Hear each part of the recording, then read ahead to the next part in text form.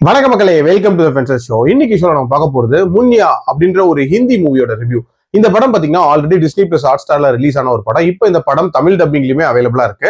இந்த படம் அரண்மனை, காஞ்சனா இந்த மாதிரி ஸ்டைல்ல அமைக்கப்பட்ட ஒரு விதமான காமெடி ஹாரர் மூவி அப்படின்னே சொல்லலாம்.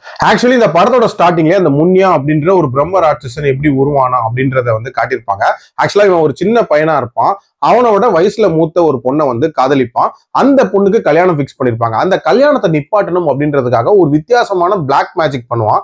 அதன் விளைவு அவன் வந்து இறந்து போயிடுறான். அவன் ஒரு மரத்தடியில தான் இறந்து போறான். சோ அந்த மரத்துக்குள்ளதான் அவன் பிரம்ம ராட்சசனா ஸ்ட்ரக் ஆயிருக்கான் அப்படின்ற மாதிரி சொல்றாங்க. அப்படியே பிரசன்ட்ல பாத்தீங்கன்னா பிட்டு அப்படின்ற ஒரு நபரை காட்டுறாங்க. இவனும் வந்து தன்னோட பெரிய பொண்ணா இருக்கக்கூடிய பீலா அப்படின்ற ஒரு பொண்ணை காதலிக்கிறான்.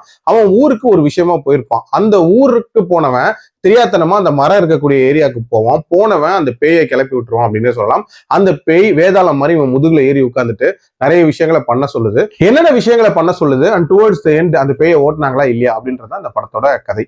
எனக்கு இந்த படத்துல பிடிச்ச விஷயம் அப்படின்றது ஃபர்ஸ்ட் திங், இந்த படத்துல அந்த பிரம்ம ராட்சசனா இருக்கக்கூடிய அந்த முன்னியாவோட கதை இருக்குல்ல, அந்த கதையை அந்த பிளாஷ்பேக்ல காட்டின விதம் அப்படின்றது ரொம்பவே இன்ட்ரெஸ்டிங்கா இருந்துச்சு.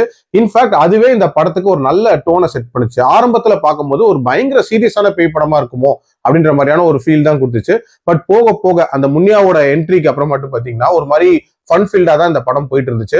அதுலயும் குறிப்பா அந்த பிரெட் அண்ட் குலோப் ஜாமுன் சீன்லாம் வந்து வேற லெவல்ல இருந்துச்சு அப்படின்னே சொல்லலாம். அதே மாதிரி சத்யராஜோட என்ட்ரி அப்படின்றதுமே இந்த படத்துக்கு ஒரு ரெஃப்ரெஷிங்கா இருந்துச்சு அப்படின்னே சொல்லலாம். அடுத்து என்ன நடக்க போகுது அப்படின்ற மாதிரியான ஒரு சின்ன டென்ஷனையுமே மெயின்டைன் பண்ணியிருந்தாங்க. அண்ட் லாஸ்ட்ல அந்த கிளாஷை காட்டுற விதம், அதை படமாக்குற விதம் எல்லாமே ரொம்பவே நீட்டா இருந்துச்சு.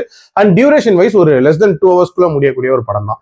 பட் இந்த படத்தோட ஒரு மிகப்பெரிய பிரச்சனையா நான் பாக்குறது, நான் முன்னாடியே சொன்ன மாதிரி அரண்மனை, காஞ்சனா இந்த மாதிரியான படங்கள்ல நம்ம பல பார்ட் பார்த்துட்டோம்.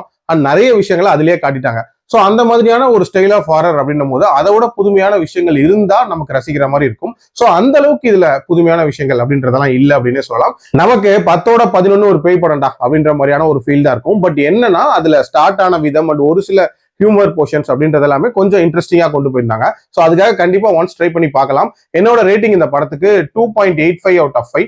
அடல் கண்டென்ட்லாம் பெருசா இல்ல, தாராளமா பார்க்கலாம். மீண்டும் அடுத்த விமர்சனத்தில் சந்திக்கிறேன். நன்றி, வணக்கம்.